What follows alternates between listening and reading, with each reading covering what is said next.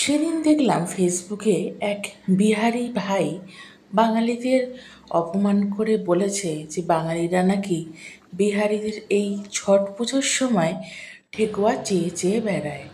কারণ বাঙালি তো আর এটা করতে পারবে না, বাঙালি পিঠে পায়েস করতে পারলেও ঠেকুয়া করতে পারবে না।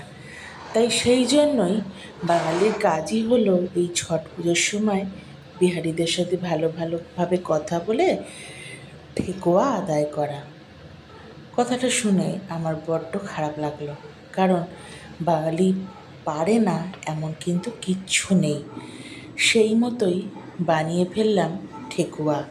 তবে হ্যাঁ, এটাও ঠিক, এই রেসিপি কিন্তু যিনি শিখিয়েছেন তিনি কিন্তু একজন বিহারি ফুচকাওয়ালা। যাই হোক, বানালাম, বানিয়ে সেই ফুচকা দাদাকেও খাওয়াবো। কেমন হয়েছে তিনি নিজেই নয় মুখে বলবেন, আমি আর কি বলব।